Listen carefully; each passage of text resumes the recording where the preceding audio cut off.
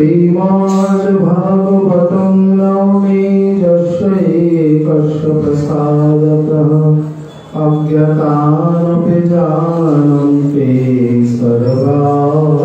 सर्वगमानपि शशुकनिभृतचेतास्तद्बुधस्तन्नभावो पतितरुचिरलीला कृष्णसारस्पदीयम् गतनुतकृपया यस्तत्त्वदीपं पुराणम् कमखिलभिजिनाघ्नं वैश्वसूनं नतोऽस्मि।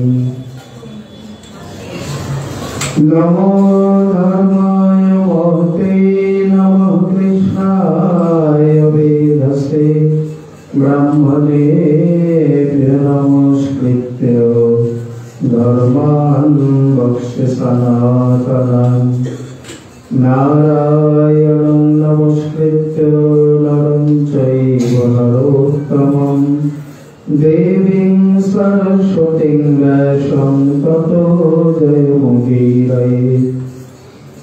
या दृष्टा निखिलाभशंभशमनी स्पृष्टा वपुपावनी रोगानामभिवन्दिता निरसनी चित्तान्तकृत्राशिनी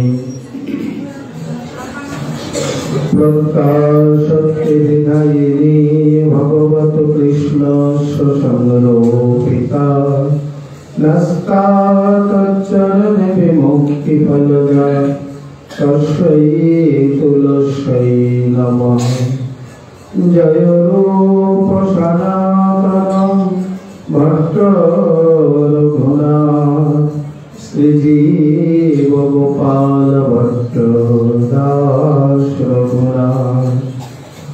इच्छाय गोसाईर करी चरण बंदन जहाँ हইতে विघ्ननाश भीष्टपुरम् वंशा कल्पतरुभ्यश्च कृपा सिन्धुभ्यैव च पतितानां पावनेभ्यो वैष्णवेभ्यो नमो नमः।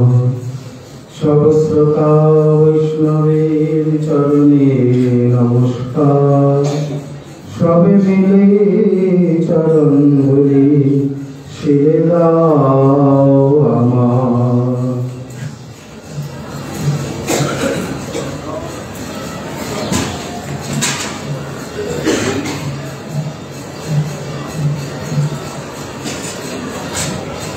জয় জয় শ্রী চৈতন্য জয় নিত্যানন্দ জয় অদ্বৈত চন্দ্র জয় গৌরভক্তবৃন্দ ভক্তগোষ্ঠী সহিত গৌরাঙ্গ জয় জয়। শুনিলে ভাগবত কথা ভক্তিরা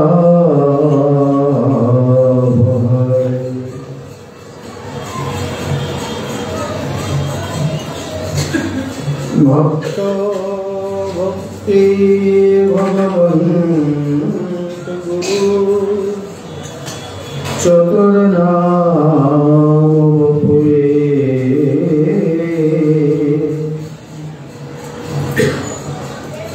ইনকে পদরজ বন্দন কিয়ে নাশত বিঘ্ন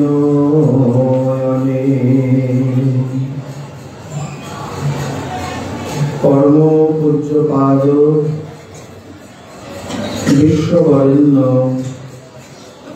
श्री श्री अग्रदास जी कृपाधन्य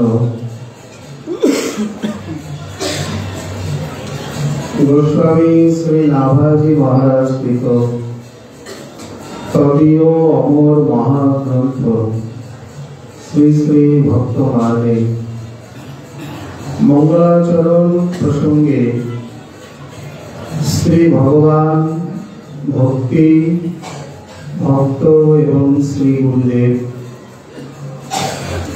এই চতুর্বিধ তত্ত্বের মহামহিমা বর্ণনা করতে গিয়ে বলছেন, ভক্ত, ভক্তি, ভগবন্ত গুরু চতুর नाम बपुए इनके पद रज बंदन किए ना शतो विघ्न माने। এই পয়ারেরই ব্যাখ্যামাধুরী প্রসঙ্গে আমরা গত কয়েকদিন যাবৎ প্রাতঃস্মরণীয় পরম পূজ্যপাদ ঐকান্তিক ভজনশীল বিদ্বান বরেণ্য ত্যাগ বৈরাগ্য মূর্তি প্রভুপাদ অনাদিমোহন গোস্বামী পাদের পরম পাবন চরিত কথা শ্রবণ কীর্তন এবং আস্বাদন করে আসছি। সেই প্রসঙ্গে তিনি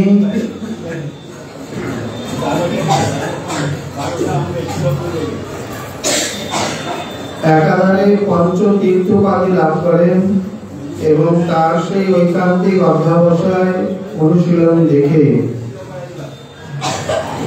শ্রী শিক্ষাগুরু সত্যানন্দ গোস্বামী প্রভু নিজে মস্তকে হস্ত রেখে আশীর্বাদ করেন। কথায় বলে, গুরু মেহেরবান তো চেলা পেহেলবান। বাস্তবিক জীবনে যারা বড় হয়েছে তারা একজন ভালো করে পিতা মাতা এবং গুরু সান্নিধ্য পেয়েছেন। বিশেষ করে মায়ের প্রভাব পুত্র সন্তানের উপর বিস্তার করে।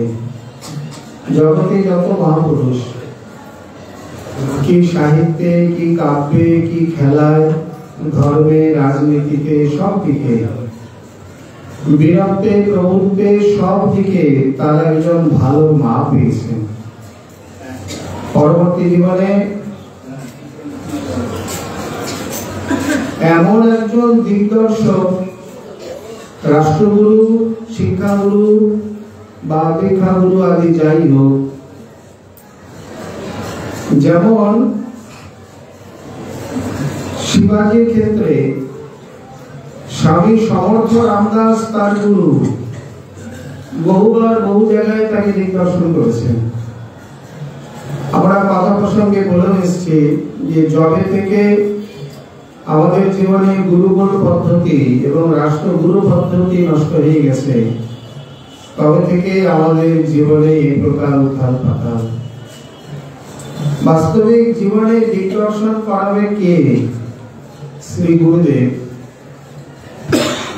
সেই দিগদর্শিতাই যদি না থাকে তাহলে রাজা যেমন খুশি তেমন করবে, কখনো নিজে রক্ষক হয়ে নিজেই ভক্ষক হবে, কখনো কি, আজ অধিকাংশ ক্ষেত্রে তাই। অতএব যেমন রাজা দশরথ যখন শ্রী রামচন্দ্র ফিরে এলেন, বিশ্বামিত্র তাকে নিজের কর্ম করিয়ে ফিরিয়ে দিলেন। বশিষ্ঠ ঋষির কাছে গিয়ে বলছেন, উনি আমাদের কুলগুরু, সূর্যবংশীয় কুলগুরু, বলছেন আপনি যদি উপযুক্ত বিচার করেন, অনুমতি করেন, তাহলে আমি এই প্রকার রামচন্দ্রকে রাজ্যে অভিষিক্ত করতে পারি। ঋষি বশিষ্ঠ একটু পরীক্ষা করলেন, বলছেন তোমার রাজ্য, তোমার পূর্বপুরুষের থেকে পাওয়া রাজ্য তুমি তোমার পুত্রকে দেবে, তাতে আমার বলার কি আছে? বলছেন না, যদ্যপি আমার রাজ্য, তথাপি আপনি যদি উপযুক্ত মনে করেন তবেই আমি দেব, তা নাহলে দেব না। সে পূর্বপুরুষের মান মর্যাদা রাখতে পারবে কিনা, প্রজারঞ্জক হবে কিনা, এই সকল বিষয়ে আপনি দিক নির্দেশ করুন। ঋষি বলছেন, রাজন, রামের থেকে সুন্দর পাত্র তুমি জগতে আর কোথায় পাবে, তাকেই রাজা করো। গুরুদেবের অনুমতি নিয়ে তারপর অভিষেকে গেলেন। যদ্যপি এখানে মস্তরা দিয়ে এসে অনেক কাণ্ড, কিন্তু তথাপি তিনি গুরুদেবের কাছে আজ্ঞা গ্রহণ বা তার অনুমতি নেওয়া, তার সঙ্গে পরামর্শ করা, এগুলো ভুলে যাননি বা তার কর্তব্য তিনি অবশ্যই পালন করেছিলেন। এই স্থানে তার অনুশীলন, অধ্যাবসায় ইত্যাদি দেখে শ্রী গুরুদেব তাকে প্রাণ ভরে আশীর্বাদ করেন।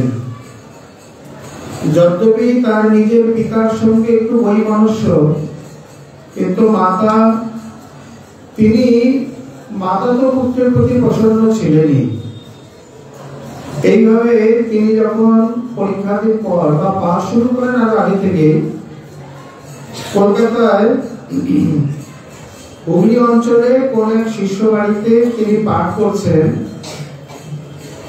বর্ধমান হুগলি তার পিতা জানতে পেরে পুত্রকে না জানিয়ে গোপনে সেখানে পুত্রের পাঠ শুনতে গেছেন। আশ্চর্য, কারণ এত বড় সম্পত্তি ফেলে দিয়ে পুত্র আজ আমার পণ্ডিত পেয়েছে, কত বড় শাস্ত্র ব্যাখ্যাতা, আমি একটু শুনি। সামনাসামনি হলে হয়তো পাঠ নাও করতেন বা সংকোচ হতো, এই জন্য এক কোনায় বসে লুকিয়ে লুকিয়ে পাঠ শুনছেন। কিন্তু প্রভুপাদ ঠিক বুঝে নিয়েছিলেন যে উনি আমার পিতাই। পাঠের সময় আর কিছু বলেনি, যথারীতি পাঠ করে পাঠের সঙ্গে সঙ্গে তিনি নিজে নেমে গিয়ে সকলের সামনে পিতাকে প্রণাম করলেন এবং পরিচয় দিলেন। পিতার পুত্রের এই আচরণে পিতা অত্যন্ত সন্তুষ্ট হন। শত হলো মর্যাদা, মান সম্মান, আন্তরিক প্রীতি, এগুলো সবাই চায়, ঘুমিয়েও চায়, চিতায় উঠে মরেও চায়। মানে এগুলো যে কখনো চায় না এমন কেউ নেই, একেবারে ভগবান পর্যন্ত। উনি এত ভালোবাসার কারণ, উনি যদি একটু শুদ্ধ প্রীতি, একটু ভালোবাসা, আসক্তি, প্রেমের কানাল, তার জন্য তিনি কি না করেন, কি না করেছেন, আর কি না করতে বাকি রেখেছেন, বা ভবিষ্যতে কি কি আরো না করবেন। অতএব এই বিষয়টি সকলেই চায়। বাস্তবিক দেখা যায় অত্যন্ত গুণী পুত্র বা শিষ্য, পণ্ডিত বা মহান্ত, রূপে গুণে সব দিক দিয়ে সমৃদ্ধ, কিন্তু সে যদি তার গুরু বা পিতামাতাকে সম্মান না করে, সে কি কোনদিন আদরের হয় বা তার প্রতি গুরুবর্গ সন্তুষ্টি লাভ করতে পারেন? যেমন দেবরাজ ইন্দ্র কত গুণী, দেবতাদের রাজা, কিন্তু হলো কি, নিজের মান অভিমানে গুরুদেবকে অসম্মান করলেন। একদিন শ্রী বৃহস্পতি এসে তিনি সভাতে বসে আছেন, যদ্যপি রাজা আর বৃহস্পতি হচ্ছে দেবতাগণের সকলের গুরু। উনি এসে উপস্থিত, কিন্তু ইন্দ্র না উঠে দাঁড়ালো, মানে না গাত্রোত্থান করলো, না আদর সম্ভাষণ, না বসতে আসন, না প্রণাম, কিছুই করলেন না। সর্বতোপ্রকার অমর্যাদা করলেন। উনি কিছু বলেননি, চুপচাপ সভা থেকে বেরিয়ে চলে গেলেন। পরে বুঝতে পারলেন আমার তো গুরু অমর্যাদা হয়ে গেল, তার মানে এখন পতনের সময়। গুরু বা বৈষ্ণব শক্তি এমন একটি শক্তি, গুরুদেব যদি মানে প্রসন্ন তাহলে সকলে প্রসন্ন, গুরু বৈষ্ণব যদি অপ্রসন্ন তাহলে সকলেই অপ্রসন্ন। উনি বুঝতে পেরে ব্রহ্মাকে গিয়ে বললেন। ব্রহ্মা ইন্দ্রকে তিরস্কার করে বলছেন, তুমি গুরুদেবের অপমান করে আমাকে বলতেছ, আপাতত যাও, কষ্টা ঋষির পুত্র বিশ্বরূপ, তাকে গুরু করে নিজের কার্য করো, তারপরে দেখছি। এক অপরাধ আর কত অপরাধকে জন্ম দেয় দেখুন। এদিকে বিশ্বরূপ, তার মাতা হচ্ছে পিতা কষ্টা ঋষি, মাতা রচনা অসুরকুলের কন্যা, মামা বাড়ি অসুরকুল। যখন যজ্ঞ করে ইন্দ্রায় স্বাহা, বরুণায় স্বাহা, আর চুপি চুপি অসুরায় স্বাহা করে দেয়। দেবতাগণ শুনতে পেরে ইন্দ্রকে জানালেন কোনো বাদ বিচার না করে 3টে মস্তক ছিল, 3টে মস্তকে একবারে ছেদন করবেন। আবার হলো ব্রহ্মহত্যা। সেই পাপকে ইন্দ্র চাকরি করে 4 জায়গায় ভাগ করে দিয়েছেন। 1 ভাগ পৃথিবী, 1 ভাগ জল, 1 ভাগ বৃক্ষ, 1 ভাগ স্ত্রী জাতি। পৃথিবীর নোনামাটি, এটি ব্রহ্মহত্যার পাপ। আশীর্বাদ স্বরূপ ছোটখাটো গর্ত আপনা আপনি ভর্তি হবে। বৃক্ষের যে নির্যাস বা আঠা, এটি ব্রহ্মহত্যার পাপ। ছোটখাটো ডালপালা ছেটে দিলে আপনা আপনি ভরপুর হয়ে যাবে। গঙ্গার যে ফেনা, সেটি তার ব্রহ্মহত্যার পাপ, সর্বদা তরল থাকবে। তবে এগুলো সাধারণ ক্ষেত্রে। আর 1 ভাগ স্ত্রী জাতি প্রতি মাসে ঋতু ধর্মরূপে তাদের এই পাপ রক্ষিত হবে। আর পুরুষের থেকে কমপক্ষে 8 গুণ ভোগ বাসনার সামর্থ্য বেশি থাকবে। এটি হলো আশীর্বাদ। এইভাবে 4 জায়গায় তিনি ভাগ করে দিয়েছেন। এর মধ্যে আরো শ্রী চক্রবর্তী বা গীতা টিকায় লিখছেন, যতদিন পর্যন্ত এই অসুখী অবস্থা দেখা যাবে ততদিন বাহ্যে ঠাকুর সেবা, ভগবত মন্দিরে গমন ইত্যাদি করবে না। বাদ বাকি নিজের যে নিত্য নিয়ম আদি সেগুলো ঠিকই চলবে।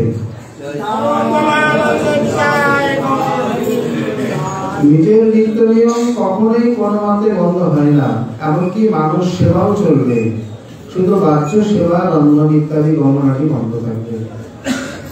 আর প্রথমে হরি চণ্ডালিনী, দ্বিতীয় ব্রহ্মঘাতিনী, তৃতীয় রজকিনী প্রত্যাস, চতুর্থ হইবে শুদ্ধতি। প্রথম দিন চণ্ডালিনীর মতো, দ্বিতীয় দিন ব্রহ্মঘাতিনীর মতো, তৃতীয় দিন রজকিনী মানে ধোপিনীর মতো অপবিত্র থাকবে। চতুর্থ দিনে নিবৃত্ত হলে তারপর তিনি শুদ্ধ হবেন। যদি চতুর্থ দিনে না হয়, যেদিন নিবৃত্ত হবে তারপর সূর্য স্নান আদি করে পবিত্র হবেন। এইরূপে এক অপরাধ আর এক অপরাধকে জন্ম দেয়। এই সকল বিধিবিধানগুলি সামান্য ক্ষেত্রেই জানতে হবে। ধামের বৃক্ষাদি বা গঙ্গা আদি ফেনা ইত্যাদি বা কোনো বিশেষ মহিষী রমণ ইত্যাদিতে এই সকল ধর্মকে সাধারণ ব্রহ্মহত্যার পাপ বলে বিবেচনা করা যায় না, বা করলে অপরাধের মধ্যে পতিত হয়। যেমন পিসিমা গোস্বামিনী, যে পিসিমা গোস্বামিনী নিতাই গৌরকে বাৎসল্যভাবে সেবা করতেন, একবার সাক্ষাৎ নিতাই গৌর এমন রঙিয়া ঠাকুর খেলতে খেলতে চলে যেতেন। ইনি বাল্য বিধবা বলতে গেলে, তো উনি অত্যন্ত পবিত্র ভাবে জীবনযাপন করতেন এবং শ্রী নিতাই গৌরের সেবায় নিজের জীবন উৎসর্গ করে দিয়েছিলেন। বৃষ্টির দিনে ভিজতে গিয়ে খেলতে গেছেন, 2 ভাই বাইরে গিয়ে ভিজে এসছে, ভেজার তো অভ্যাস নেই, নাক দিয়ে সর্দি, একবার বাস্তবে সর্দি। উনি করলেন কি, 2 ভাই নাকে হাত দিয়ে বলছেন ঝাড়, ভালো করে নাক ঝাড়। যখন নাক ঝাড়ছে তার থেকে সর্দি নির্গত হচ্ছে। যতবি সচ্চিদানন্দ বাবু 18 প্রকারের মহাদোষ কোন প্রাকৃত ধর্ম ইত্যাদি যার মধ্যে নেই, তথাপি সর্দি। একবার খেলতে খেলতে কত দূরে চলে গেছে খুঁজে পান না, ক্রন্দন করছেন। সাঁওতালি মেয়েরা পাকা ক্যান্ড রয়েছে, এগুলো তারা খুব খায়, খেতে বেশ মজাও লাগে। গ্রামাঞ্চলে অনেক অনেক ফল হয়, কোন কোন অঞ্চলে কেন্দুয়া ইত্যাদিও বলে থাকে। যেমন মধ্যপ্রদেশে আপনি যখন বিলাসপুর এদিক দিয়ে গাড়ি যায়, এইসব অঞ্চলে এগুলো খুব বিক্রি হয়।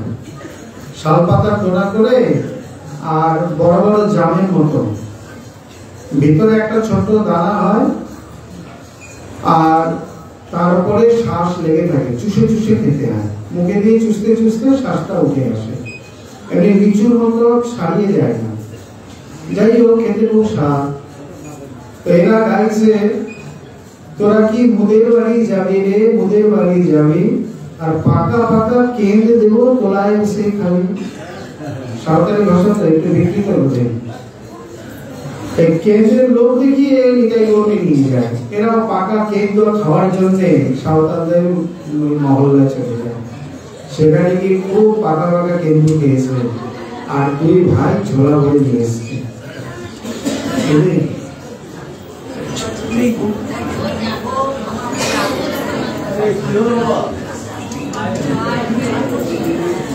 এইভাবে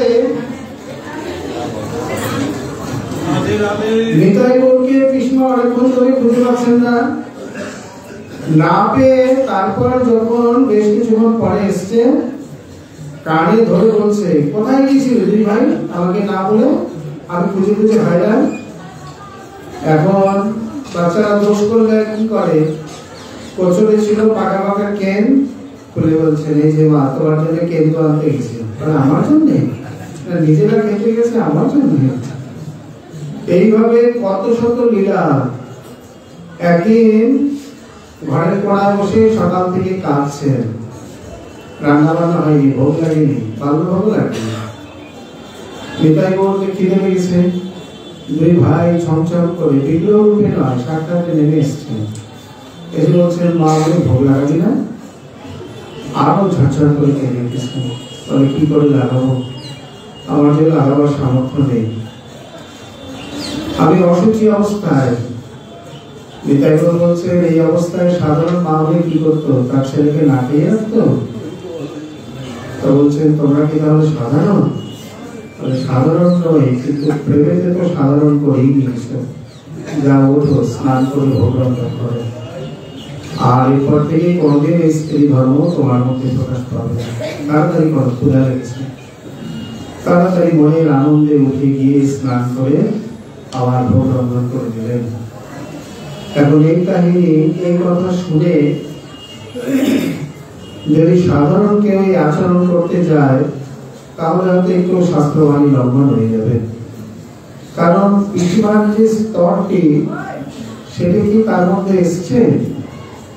যেখানে সাধারণ বিধিবিধান বা বিচার আদি আছে, সেখানে সেইভাবেই জীবনযাপন করা ভালো। তবে বিশেষ ক্ষেত্রে কোন মহিষী রমণীতে, সেখানে যদি আবার কেউ সাধারণ বিচার করতে যায়, তাহলে সেখানে আবার অপরাধী হয়ে যাবে, যেমন পিসিমাদির মতো। এই জন্য এই চতুর্বিধ বিধান সাধারণ ক্ষেত্রেই বুঝতে হবে। যাই হোক, গুরুদেবের অপমান করে, পিতামাতার অপমান করে, অমর্যাদা বা সেবা আদি না করে জীবনে কেউ একজন বড় হয়েছে বা প্রতিষ্ঠিত হয়েছে, ভগবানকে পেয়েছেন, এমন একজন দুজনকে দেখা সম্ভব নয়। যেখানে পিতামাতা আদ্য গুরু, শ্রী গুরুদেব জীবনে মার্গদর্শক, ভগবান নিজেই বলছেন, গুরু বিনা ভবনিধি তরই না কই, जो শঙ্কর বিরিঞ্চি সম হয়। হোক না মহাদেবের মতো, হোক না ব্রহ্মার মতো, তবুও গুরু ছাড়া ভবনিধি ভবসাগর কেউ পার করতে পারে না। অতএব সেই গুরু বলে বলিয়া পিতা তার এই আচরণে এত সন্তুষ্ট হলেন। এবার পুত্রকে এতদিন অনেকভাবে বাঁধার চেষ্টা করেছেন, পারেননি। বিবাহের প্রস্তাব তুললেন। পিতার কথাকে কোনো মতেই তিনি গুরুত্ব দিলেন না। পরে মা যখন বললেন, তখন তিনি আর সেই কথা ফেলতে পারলেন না।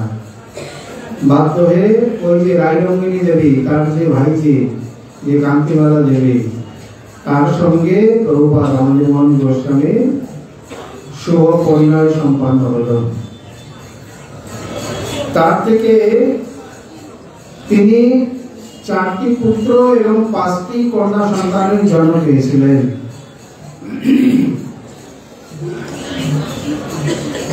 একটু ভুল হলো, পুরুলিয়া নিবাসী গোবিন্দ বিহারী গোস্বামী সুধামুখী দেবীর সঙ্গে তার বিবাহ হয়।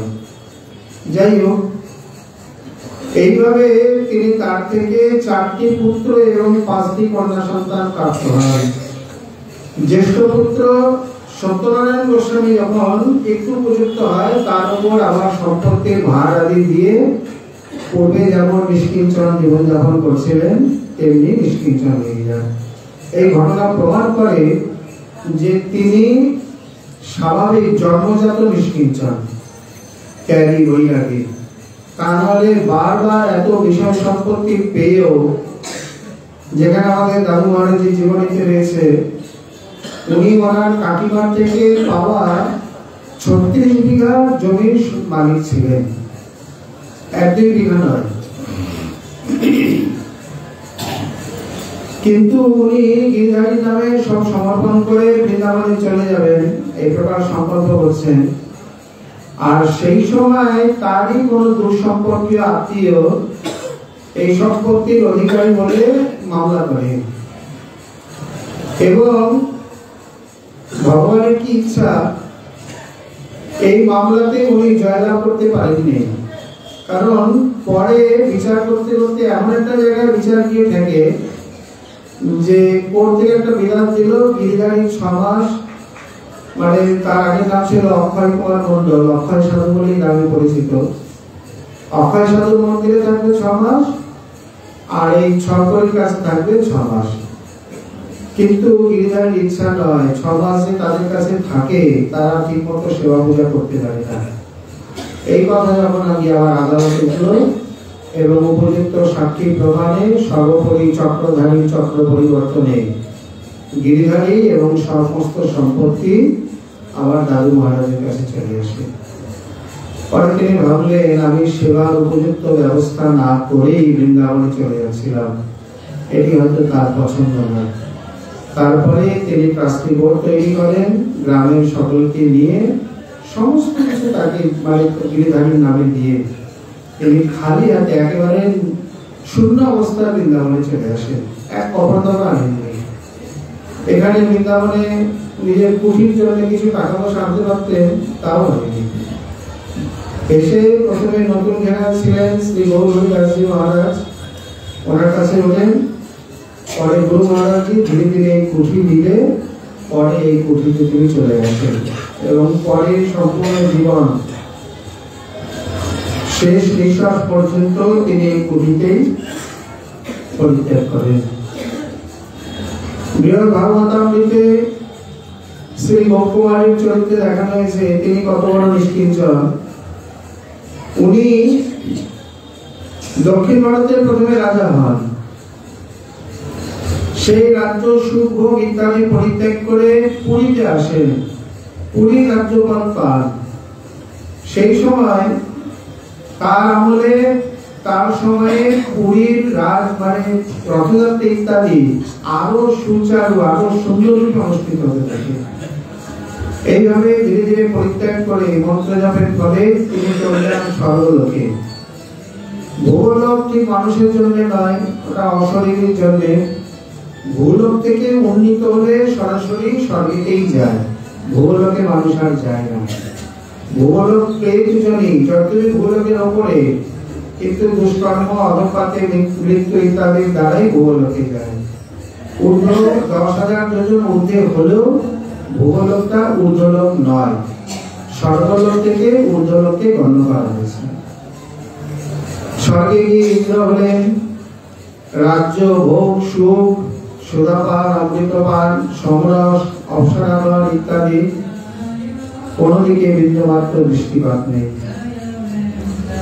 তিনি স্বর্গের সিংহাসনে পর্যন্ত বসেনি, নন্দন কাননে গিয়ে একটি মানে পর্ণ কুটির করে সেখানে অবস্থান করতেন। ও রাজা যদি এই প্রকার অঙ্ক হয়, মানে ভিখারির মতো জীবন যাপন করে, প্রজাগণের কাছে যেমন একটা আদর্শ, তেমনি সেখানে রাজার আবার গুরুত্বও থাকে না। কোনো কোনো ক্ষেত্রে তার গাম্ভীর্য শ্রদ্ধা বৃদ্ধি পায়, এখানে সেটি হয়েছিল। সকলে অবাক, ইন্দ্রপদ প্রাপ্তির জন্য লোকে সাধনা করে, যাগযজ্ঞ করে, লৌকিক পুণ্যকর্ম করে, স্বর্গে ইন্দ্র হব, সুখ ভোগ করব। আর এই স্বেচ্ছায় ইন্দ্রপদ পেয়েও তাকে এই প্রকার তিরস্কার, বিন্দুমাত্র কোনো আসক্তি নেই। একদিনের জন্যও ইন্দ্রের সিংহাসনটাকে স্পর্শ করে দেখেনি। এই প্রকার এইভাবে এই নিষ্কিঞ্চন জীবনযাপন, ত্যাগ বৈরাগ্য এবং সেই সঙ্গে মন্ত্র জপ, যার ফলে তিনি উন্নীত হতে হতে স্বর্গলোক থেকে জন্মমহ তপলোকে চলে যায়। এইভাবে একের পর এক লোক অতিক্রম করছেন। ইনি প্রথমে বিবাহের পর সম্পত্তি আদি ভার কিছু গ্রহণ করেছিলেন, কিন্তু যেই জ্যেষ্ঠ পুত্র সত্যানন্দ গোস্বামী উপযুক্ত হয়ে যায়, তার উপর সমস্ত ভার দিয়ে তিনি আবার সেবাগ্রাম থেকে চলে আসেন। এইভাবে তার যে পূর্বের জীবন, সেই জীবনযাপন তিনি শুরু করেন। এত পাঠ, কীর্তন, গ্রন্থ, পত্রিকা, শিষ্য ইত্যাদি করার পরেও প্রতিদিন 2 লক্ষ করে হরিনাম জপ করতেন। যেখানে যখন গাড়িতে বা কোথাও যেত, হরিনাম কখনো বাদ থাকতো না। চলাফেরার পথে প্রায় করে হেঁটেই যেতেন, তাতে শরীর স্বাস্থ্য যেমন রক্ষা হতো, আর নাম করার সুযোগ অনেক পাওয়া যেত। এই রূপে প্রতিদিন 2 লক্ষ করে হরিনাম জপ। এত দীর্ঘ বিস্তীর্ণ কর্মসূচি থাকার পরেও এরপরে তিনি চালতাবাগান গৌড়ীয় বৈষ্ণব সম্মেলনে আচার্য এবং স্থায়ী সভাপতি রূপে নির্বাচিত হন। তৎকালে প্রখ্যাত কীর্তনিয়া যে রবীন্দ্রনাথ ঘোষ, তাকে সকলের সামনে তিনি কীর্তন কলানিধি উপাধি প্রদান করেন। তিনি বিদ্বন্ত শাস্ত্র গ্রন্থকে ভাগবতী তনু নামে অভিহিত করতেন। কখনোই তিনি সাধারণ বই বা পুস্তক ইত্যাদি বলতেন না, সবসময় বলতেন ভাগবতী তনু। তিনি তার ভাব কেবল বলে বেদা শাস্ত্রের কথাই তো, শব্দ ব্রহ্ম পরব্রহ্ম উভে মে শাশ্বতী তনু। শব্দ ব্রহ্ম এবং পরব্রহ্ম দুই তার বিগ্রহ বা 2 রূপে বিগ্রহের প্রকাশ। শব্দ ব্রহ্ম রূপে শ্রী গ্রন্থ, ভাগবত গীতা ইত্যাদি, আর পরব্রহ্ম রূপে শ্রী বিগ্রহ আদি। অতএব অনুভূতিও 2 প্রকার, শব্দ ব্রহ্মের অনুভূতি এবং পরব্রহ্মের অনুভূতি। আর এই লক্ষণের উপর ভিত্তি করে এই নবযোগেন্দ্র গুরুদেবের যে লক্ষণ করেছেন, তস্মাৎ গুণং প্রপদ্যেত জিজ্ঞাসু শ্রেয় উত্তমম শাব্দে পারে চ নিষ্ণাতং ব্রহ্মণ্যোপসমাশ্রয়ম। তস্মাৎ কি জন্যে? মায়াদি পার হওয়ার জন্যে বা ভগবান চরণ কমল লাভের জন্যে শ্রী গুরুদেবের চরণে আশ্রয় গ্রহণ করবে। সেই গুরুদেব কেমন হবে? শাব্দে পারে চ নিষ্ণাতম। শব্দে বলতে শব্দ ব্রহ্মে বা শাস্ত্রে, পারে বলতে পরব্রহ্মে বা অপরোক্ষ ভজন অনুভূতিতে, ব্রহ্মণি উপসমাশ্রয়ম। এখন এই যে এই প্রকার বুঝবো কি করে না, যার ইন্দ্রিয় বা ইন্দ্রিয়ের উত্তেজনা ইত্যাদি উপসমাশ্রিত, বা যিনি এই প্রকার ইন্দ্রিয় সংযম শিক্ষা করেছেন, এটি তার বাহ্য লক্ষণ। আর শাব্দে পারে নিষ্ণাত অন্তর লক্ষণ বা স্বরূপ লক্ষণ। অতএব শ্রীধর স্বামী এখানে এমন সুন্দর টিকা করেছেন, বলছেন যদ্যপি হরিভক্তি বিলাসে গুরুদেবের বহু লক্ষণ রয়েছে, শিষ্যেরও আছে, গুরুদেবেরও আছে। তার মধ্যে গুরুদেবের এই লক্ষণ করেছেন এই কারণে যে গুরুদেব যদি শাস্ত্রের উপর না হয়, তাহলে শিষ্য কোনো প্রশ্ন করলে বা কোনো পূর্বপক্ষ তার শঙ্কা বা ইত্যাদি কিছু জাগলে তিনি স্পষ্ট সমাধান দিতে পারবেন না। যেমন অনেকের মনে অনেক রকম প্রশ্ন জাগে। যেমন গুরু একাদশ স্কন্ধে রয়েছে গুরু বিনা বন্ধু নাই। শ্রী গুরুদেবী হচ্ছে জীবনে যথার্থ বন্ধু। বা বৈষ্ণব বন্দনায় রয়েছে, গুরু বন্দনায় রয়েছে গুরু মাতা, গুরু পিতা, গুরু হনপতি, গুরু বিনা এই সংসারে আর নাহি গতি।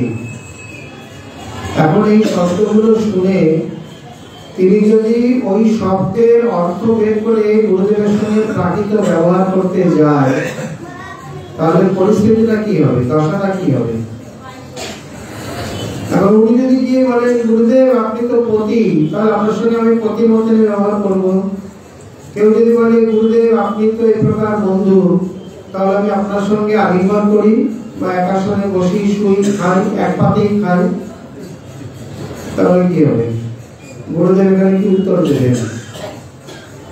প্রকৃতপক্ষে এই শব্দগুলির আক্ষরিক অর্থ না নিয়ে পারিভাষিক তাৎপর্যগত অর্থ নিতে হবে। কেন? গুরু মাতা, গুরু পিতা, আচ্ছা গুরু বন্ধু বা গুরু পতি তো তার সঙ্গে ব্যবহার হবে, তাহলে গুরু মা তার সঙ্গে কিরকম ব্যবহার হবে? উনি কি গর্ভে ধারণ করেছেন যে উনি মা হয়ে গেলেন? মা কে হয়?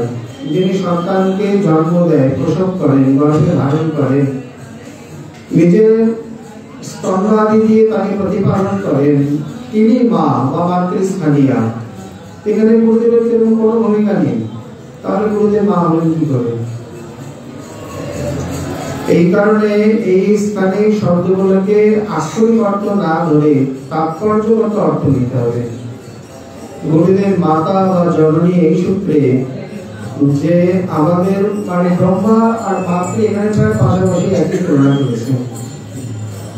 মাতা যেমন সন্তানকে জন্ম দেয়, তাই তো গুরুদেব আমাদের সেই প্রকার ভজন উপযোগী দেহ বা আমাদেরকে সেই স্বরূপ প্রদান করেন বা জন্মদান করেন। শাস্ত্রবাণীতে পরিষ্কার জন্মদানের কথাই রয়েছে। কৃষ্ণমন্ত্র প্রবেশেন মায়া দেহস্য নাশত কৃপয়া গুরুদেবস্য দ্বিতীয় জন্ম বর্ততে।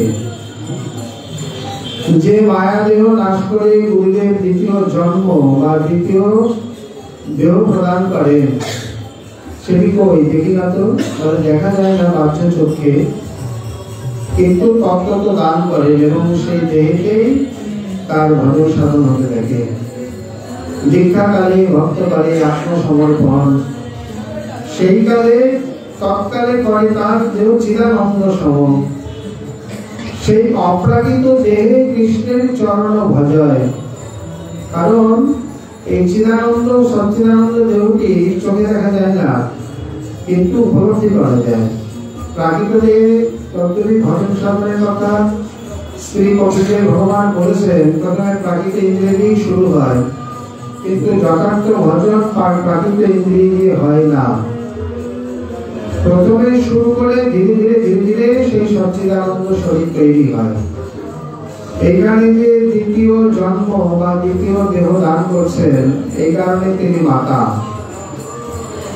অথবা নিয়তে অনেন ইতি মাতা, যার দ্বারা পরিমিত হয় মায়া এবং চিত্রার্থের সীমারেখা, বা তিনি কোথায় আছেন, কোথা থেকে কোথায় উন্নীত হবেন ইত্যাদি পরিজ্ঞান যার লাভ হয়। পিতা বলতে যিনি এই প্রকার গর্ভধান করেন, যিনি মূল উপাদান দান করেন, সেখানে কি গুরু কৃষ্ণ প্রসাদে পায় ভক্তিলতা বীজ। সংসার ভ্রমিতেই কোন ভাগ্যবান জীব গুরুদেব কৃপা করে যে ভক্তিলতার বীজ দান করেছেন, সেই বীজই ধীরে ধীরে হেতা মানি সেচে নিত্য শ্রবণ কীর্তন রূপী জল। সেই জল পেয়ে ধীরে ধীরে এই অঙ্কুর মানে বীজ অঙ্কুরিত হয়, প্রেম কল্পলতিকা হয়ে কৃষ্ণ চরণ কল্পবৃক্ষে করে আরোহণ। এই প্রেম কল্পলতিকা কৃষ্ণ চরণ কল্পবৃক্ষে গিয়ে ধীরে ধীরে আরোহা হয়। মানে শ্রীকৃষ্ণের চরণ হচ্ছে কল্পবৃক্ষ, আর ভক্তের ভক্তি লতিকা, এই বীজ হচ্ছে ভক্তি লতিকা। লতা সবসময় যেমন বৃক্ষে আরোহণ করে বা অবলম্বন চায়, তেমনি ভক্তি লতিকার একমাত্র অবলম্বন হল কৃষ্ণ চরণ কল্পবৃক্ষ। এছাড়া অন্য কোন অবলম্বনে গেলে কিন্তু ক্ষতি আছে বা তার প্রত্যয় আছে। এই জন্য প্রথম থেকে ইষ্টদেবকে লক্ষ্য বস্তুকে নির্দিষ্ট করে স্থির করে তারই আরাধনা ধ্রুবতারার মতো। অতএব এখানে তিনি পিতা বা ব্রহ্মার মতো আমাদের শরীর সৃজন করছেন। তৃতীয়ত হলো পতি। পতি মানে কি? যিনি পানি গ্রহণ করেন, যে কন্যার যে পুরুষ পানি গ্রহণ করেন তিনি হলেন সেই কন্যার পতি বা স্বামী, ভর্তা ইত্যাদি। এখানে পতি মানে সেই অর্থে নয়। গুরুদেব কি তাহলে শিষ্যের পানি গ্রহণ করবে নাকি? পুরুষ শিষ্য তো যেমন তেমন, তাহলে মহিলা শিষ্য হলে প্রতি জনে জনে শিষ্যের পানি গ্রহণ করবেন, তার সঙ্গে বিবাহ সূত্রে আবদ্ধ হবেন? তাহলে কি কেমন হয়? বা যদি কোনো মাতা গোস্বামিনী হন, তিনি কি পুরুষ শিষ্যের সঙ্গে বিবাহের দিকে আবদ্ধ হবেন নাকি? অতএব এই অর্থে এখানে খাটছে না, একে বাদ দেওয়া। তাহলে প্রতিবারে কি?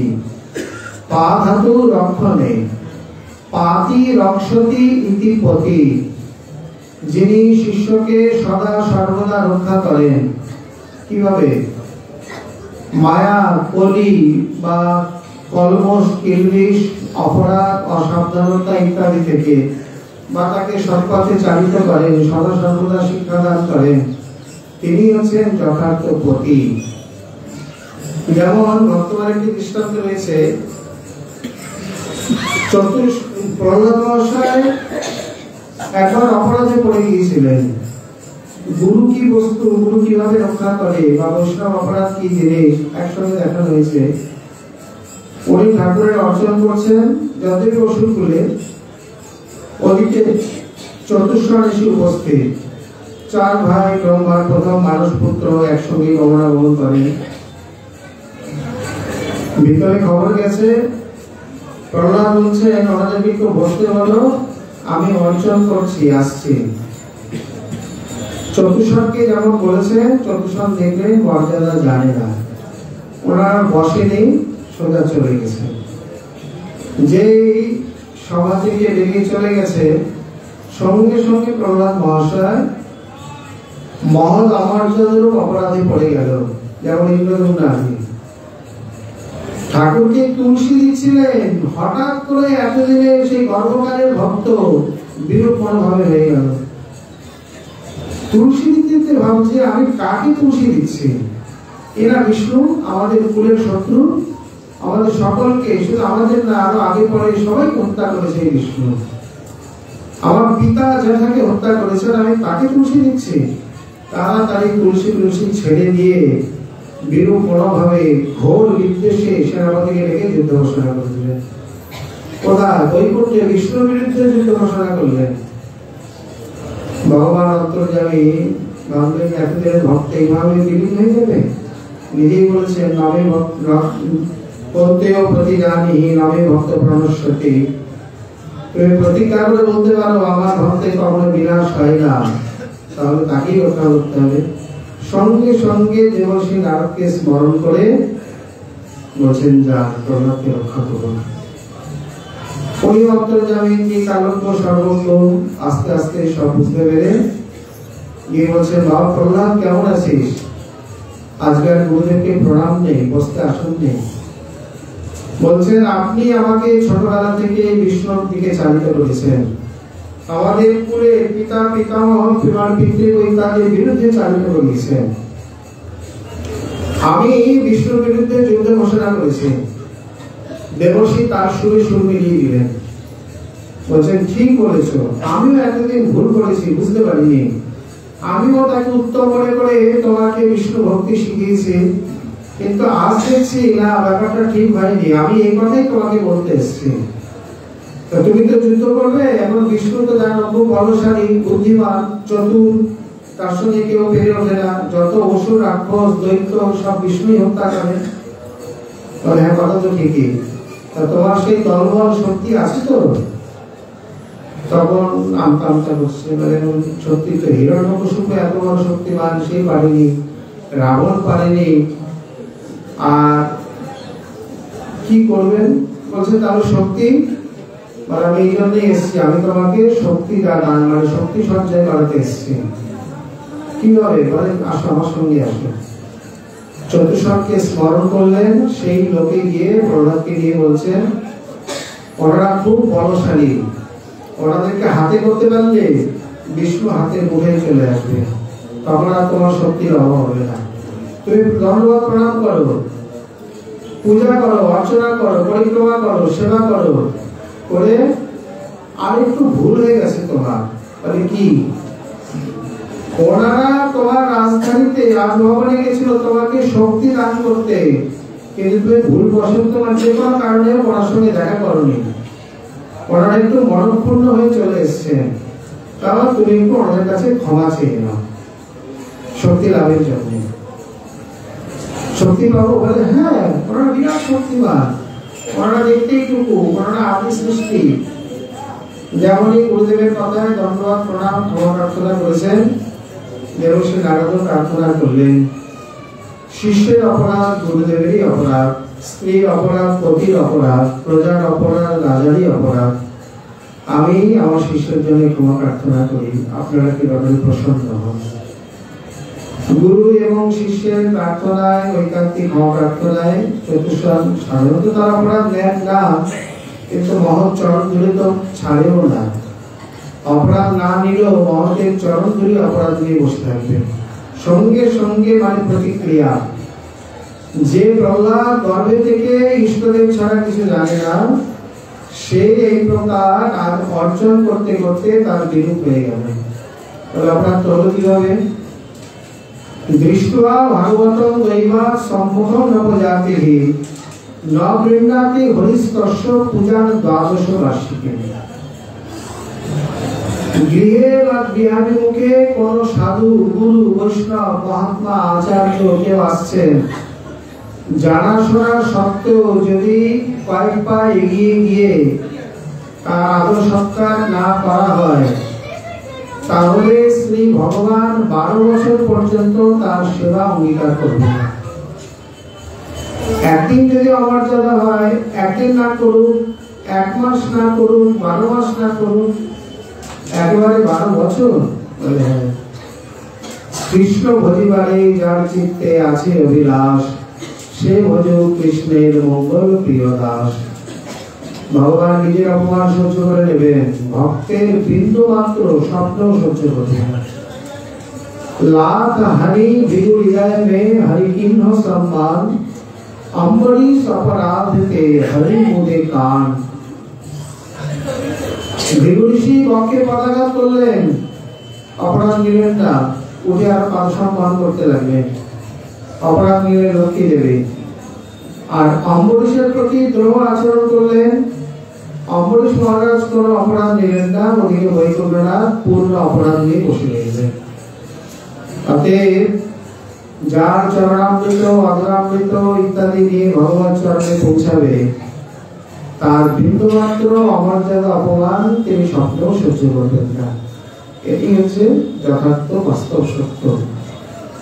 এইভাবে যেমনই ক্ষমা প্রার্থনা করালেন, সন্তুষ্ট হলেন বা ক্ষমা তার অপরাধ খালন করলেন, সঙ্গে সঙ্গে তিনি বলছেন, গুরুদেব আমি কি করতে যাচ্ছি, আর আপনি আমাকে আমার কাজে সহায়তা করছেন, ইন্ধন দিতে এসছেন। বলছেন, না হতভাগা, তুই মনে বলেছিস তোকে আমি সহায়তা করতে এসছি, আমি সহায়তা করতে আসিনি। আমি কি তোর মতো? আমি এসছি তোকে এই মহৎ অপরাধ থেকে উদ্ধার করতে, রক্ষা করতে। কিভাবে?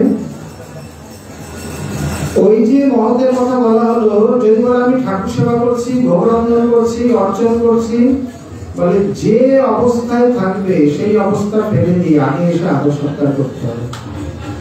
এমনকি ঠাকুরকে তুলসী দিচ্ছেন, অর্চন করছেন, লীলা স্মরণাদি করছেন, সমস্ত ভক্তি অঙ্গ ত্যাগ করে আগে বৈষ্ণবের মর্যাদা, পরে তাকে সুন্দর আসনে বসিয়ে পাতর নাচুনি আদি দিয়ে পরে করজোরে যে মহারাজ আমি ভগবান অর্চনে ছিলাম, যদি আপনি অনুমতি করেন তাহলে অর্চনাঙ্গ পূর্ণ করে আসি। তখন তিনি শুরু করলেন, ও তাহলে তো আমারই অপরাধ হলো, অসময়ে এসে যাও যাও তাড়াতাড়ি সবগুলো খুশি দিয়ে আসো। উনি আজ্ঞা দিলে তারপরে গিয়ে আবার অর্চনা করবেন। এর আগে নিজে যদি বুদ্ধি করে করতে যায়, এই প্রহ্লাদের যেমন হয়েছিল তেমনই হয়। বা ইন্দ্রদুম্ন মহারাজ দেখে শুনে যেমন বসেছিলেন, বললেন স্তব্ধ অতিশয়, তুই আমাকে দেখে আমার হাতের মতো বসে আছিস, যা হাতেই হয়ে যায়। অতএব এই রূপে শ্রী দেবশ্রীপাদ এসে তার শিষ্য প্রহ্লাদকে তিনি রক্ষা করলেন। তখন তিনি বুঝতে পারলেন যে গুরুদেব আমাকে কৌশল করে মহৎ অপরাধ খালনের উপায় করেছিলেন, যুদ্ধের প্রস্তুতি নিতে আসেন। তিনি পরম ভক্ত, ভক্তি শক্তির আবেশ অবতার। তিনি সেই ভজনীয় ভগবানের প্রতি যুদ্ধ ঘোষণা করবেন, তাও একটা শিষ্যের জন্য। একটি মহাদেব নাকি যে নিজের শিষ্যের জন্য ভগবানের সঙ্গে যুদ্ধ করতে যাবে? ওরা মহাদেবে দেখা গিয়েছিল, যিনি বাণীর জন্য ভগবানের সঙ্গে যুদ্ধ করতে যায়। ভগবান দেখে অবাক, বলে দেখো কেমন শিষ্যপ্রীতি, শিষ্যের জন্য আমার সঙ্গে যুদ্ধ করতে এসছে। উনিও সেই রকম এমন একটা অস্ত্র ছাড়লেন, জিহ্বরাস্ত্র, মানে হাই তোলা অস্ত্র। মহাদেব যুদ্ধ করলে কেবল বড় বড় শুধু হাই তুলছে, সেইভাবে তিনি বাণীর সঙ্গে যুদ্ধ করে তার 1000 ভুজের মধ্যে 4টি ভুজা রেখে সব ছেড়ে দিলেন। বিজয় স্তম্ভ ছিল, সেটিকে ধূলিসাৎ করলেন। মহাদেব দৌড়ে এসে বলছেন, প্রভু আমার শিষ্য মারবেন না, মারবেন না। বলে মারবো কেন? বেশি উৎপাত করছিল, তাকে একটু শান্ত করে দিলাম, যাক আপনার পার্শ্ব হয়েই থাকবে। মানে যুদ্ধের খুব চুলকানি ছিল। খালি মহাদেবকে বলেছে আমার সঙ্গে যুদ্ধ করো, বলে আমি তো পারবো না, আমি করবো না। যেদিন তোমার বিজয় স্তম্ভ ভেঙে যাবে, সেই দিন তোমার উপযুক্ত যোদ্ধা আসবে। তা রোজ উঠে স্তম্ভটি দেখতেন। আজকে সকালে ভেঙে গেছে, আপনি মনে করছেন আজ আমার উপযুক্ত যোদ্ধা আসবে। ভগবান যুদ্ধ করে যুদ্ধের পিপাসা মিটিয়ে দিলেন। কিন্তু মহাদেব কথা মনে রাখতে পারেননি, তিনি গেছেন শিষ্যকে রক্ষা করতে। ভাবছেন বিষ্ণুর সঙ্গে যুদ্ধ করে কেউ জীবনে রক্ষা পেয়েছে, কিন্তু তার প্রিয় শিষ্য বলে তাকে হত্যা করলেন না এবং নিজেই মানে তাকে শান্ত করে দিলেন। উৎপাতটাও বন্ধ করলো আর রক্ষাও করলেন।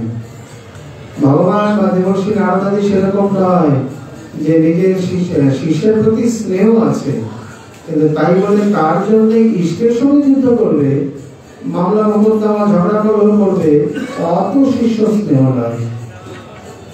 এখানে অনাদিমন প্রমুখ চরিত্রে একটি ঘটনা আসবে পরে, আমরা সেই প্রসঙ্গে বলবো। শিষ্যের প্রতি গুরুদেবের যে স্নেহ, সেটি কোথায় গিয়ে মায়া বা আসক্তি আর কোথায় নিষ্কাম স্নেহ, এটা অনেকেই বুঝে উঠতে পারে না বা ভেদ করতে পারে না।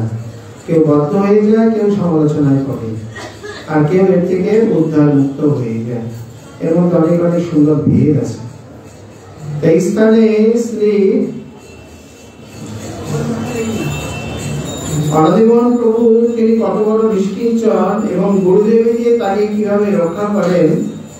প্রকৃতপক্ষে গুরু মাতা, গুরু পিতা, গুরু হন পতি আর গুরুদেব বন্ধু। এই অংশটা আমরা জেনে নিই। বদনাদি ইতি বন্ধু, যিনি বন্ধন করেন তিনি বন্ধু। সাধারণত বন্ধু কিভাবে বন্ধন করেন? স্নেহেতে, বিশ্রাম ভাবে একজন অপরকে বেঁধে গেলে। একটু কিছু খেতে গেলে এই বন্ধুর কথা মনে পড়ে, ও আমি একা খাবো। কোথাও যেতে গেলে বন্ধুর কথা মনে পড়ে। শোকে দুঃখে আনন্দে শয়নে স্বপনে জাগরণে প্রিয় বন্ধুর কথাই মনে পড়ে, কারণ দুজনে শক্তভাবে বাঁধা, বিশ্রাম্যভাবে বাঁধা। গুরুদেব কি দিয়ে বেঁধেছেন?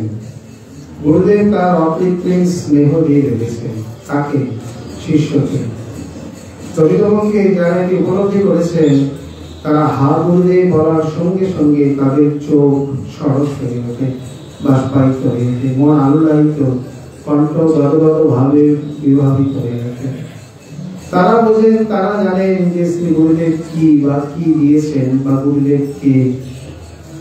অতএব বা ইহকালের প্রেমদাতা, পরকালের বন্ধু, এখানে মায়াদি নাশ করে ভজন উপযোগী দেহ দান করে ভজন রক্ষা করে তাকে প্রেম দান করছেন।